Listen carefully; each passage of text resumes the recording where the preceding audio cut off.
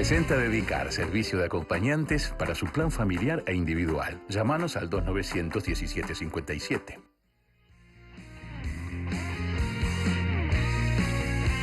Dos noticias generadas en las últimas horas en Brasil, acá nomás, ¿eh? Un grupo de brasileños declaró lealtad al líder del Estado Islámico, Abu Bakr al-Baghdadi, a través de un canal de la aplicación Telegram, informó hoy Site Intelligence Group, una consultora estadounidense especializada en yihadismo. Y la otra, que según algunos medios de prensa brasileños, al menos 4 personas tuvieron sus acreditaciones rechazadas después de que el Centro Integrado de Antiterrorismo para los Juegos Olímpicos detectara sus lazos con actividades terroristas. Volvemos a lo que decíamos, Susana, o sea, que los hay. Acá hay 4 personas vinculadas al grupo terrorista que quisieron acreditarse. Uno puede suponer que si pasaban ese control, quizás tuvieran malas intenciones, o peor, que otros que sortearon ese control vengan con malas intenciones. Y luego, porque eso es episódico, ¿verdad? Puede llegar a ser trágico, es que ya hay un grupo eventualmente en Brasil que dice, no, nosotros somos seguidores de Bagdad y del Daesh, del Ejército Islámico. Claro, por eso yo decía que hay que aprender a convivir con esos elevados niveles de alarma social, pero eso no significa bajar la guardia desde el aparato del Estado, sobre todo digamos, los agentes de seguridad y de inteligencia, que no solo tienen que vigilar las fronteras físicas terrestres de nuestros países, sino además ejercer mucho mayor control en las redes sociales, internet, los foros, los chats. Se han convertido en una suerte de plataforma de lanzamiento de este tipo de propaganda maquiavélica del Estado Islámico que logra ser muy eficaz y muy efectiva.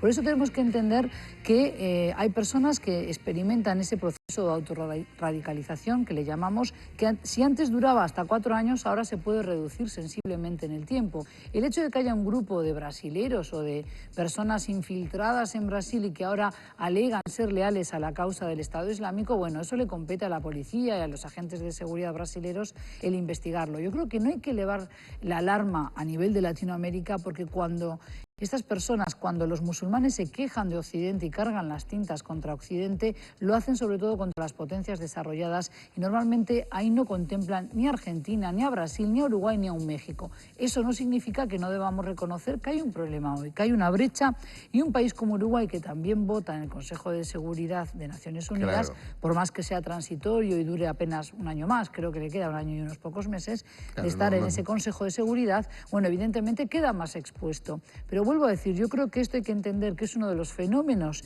de nuestro siglo XXI, el yihadismo a escala global, y que por tanto lo que nos exige es mayor reflexión, evitar los prejuicios, las respuestas fáciles, como tú decías, a situaciones complejas. Los discursos a lo Trump, el decir voy a levantar un muro para evitar que entren los mexicanos, los hispanos o los musulmanes, no resuelven el problema, y sobre todo si no queremos que vengan más hacia nuestros territorios, por ejemplo los refugiados, lo que hay que hacer es acabar con las guerras en esos países de donde ellos son originarios y sentar las bases de una cooperación real que permita en el caso de la guerra mejor. En el caso de la guerra en Siria, ahí hay una responsabilidad directa de Occidente. Por supuesto. También es cierto que el régimen de Bashar el-Assad era un régimen espantoso, pero bueno, lo que se trató de hacer para resolverlo fue una catástrofe humanitaria. Pero también lo era el de Gaddafi, el de Saddam Hussein, claro. ¿Y cómo están ahora en Irak? Claro, ¿Y quién gobierna en Libia? Exacto. Al día de hoy no lo sabemos, porque no. Es una sumatoria de tribus y de grupos que están en una lucha intestina fratricida para ver quién se queda con el poder. En las orillas de Europa, además. En las orillas de Europa, pero que además se ha convertido en una suerte de enclave para todo tipo de tráfico de ilícitos, desde armas, órganos, personas. Hay vasos comunicantes entre el narcotráfico latinoamericano, ¿verdad? Sí. Y esa zona del Atlántico, porque es una zona muy codiciada, porque estas personas pueden entrar la mercadería, es decir, la droga, a Europa, por ejemplo, y a cambio consiguen dinero fácil para seguir comprando GPS, armamento moderno, carros de combate. Por eso es que hay que, de alguna manera, combatir este fenómeno del yihadismo y la amenaza del terrorismo en distintos frentes, no solo el bélico. Sí, está claro. Se esperaba que, por lo menos se montaron dispositivos de seguridad pensando en la Eurocopa de fútbol. Sí.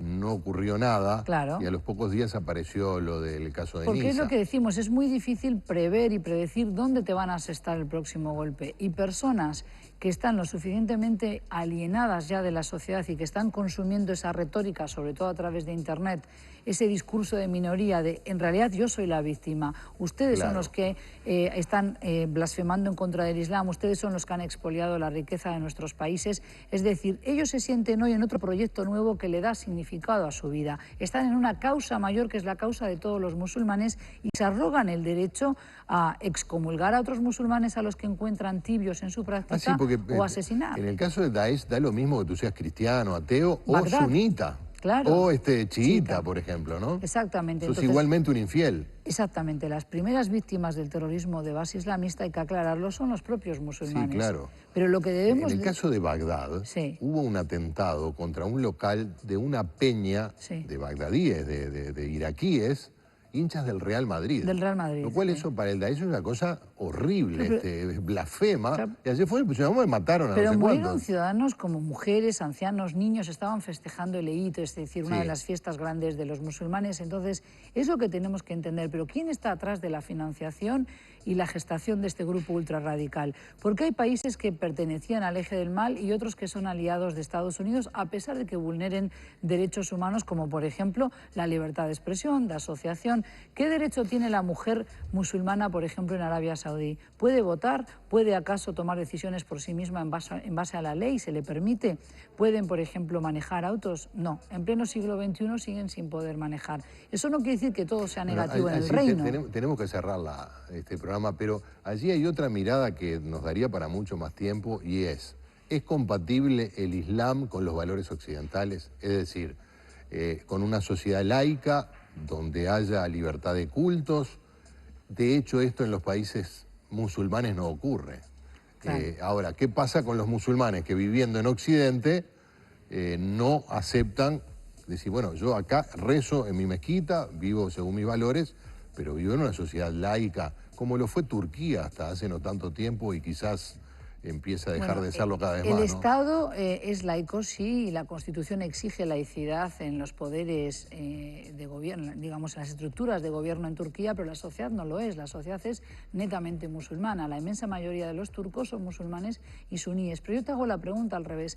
¿Por qué en vez de ver las diferencias... también en la época de Kemal Ataturk, y sin embargo construyeron un Estado laico durante 100 años casi. Sí, pero, por ejemplo, tuvieron pena de muerte hasta hace 12 años. Quiero decir que siempre va a haber idiosincrasias y matices. Lo que creo es que debemos abonar mucho más que el choque de civilizaciones como tesis, la tesis verdadera de que tenemos realmente bases para el diálogo, porque las tres religiones monoteístas comparten buena parte del credo, de esos valores que llamamos de la sociedad occidental, judeocristiana, en cuanto a su concepción religiosa. Bueno, muchos de esos preceptos religiosos también lo son de los musulmanes.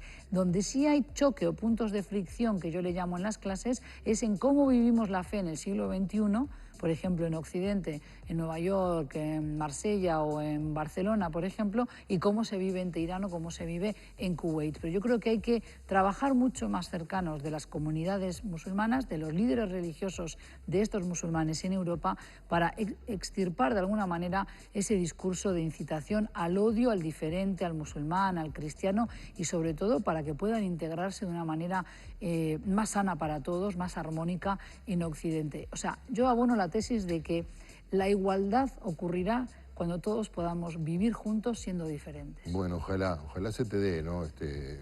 Ojalá, es difícil, pero hay que trabajar por ello. Que lo quiera Alá y lo quieran otros dioses. Los que existan. Exactamente. Esperemos que sean buenos, ¿no? Incluso aquel que no cree en Dios, ¿verdad? O sea, a mí me compete hacer eso como docente, el trabajar para que se reconozcan los elementos y los puntos de unión y no tanto abonar la tesis del choque, de la fricción, de la división, sino trabajar por una tolerancia inclusiva. Sí, el asunto es que algunos plantean, no, pero es que ellos vienen a chocar. Claro, pero no son todos, porque si fuera así, los 10 millones de musulmanes en Francia, ya hubiéramos tenido estos problemas mucho antes. Susana, gracias por acompañarnos. Te regalamos yerba, salud y flora. Bueno, me gusta el mate, me viene bien.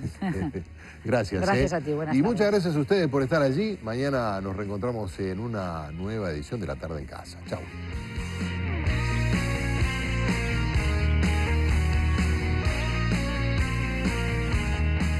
Presentó Dedicar servicio de acompañantes para su plan familiar desde solo 499 pesos por mes. Llámanos al 2917-57.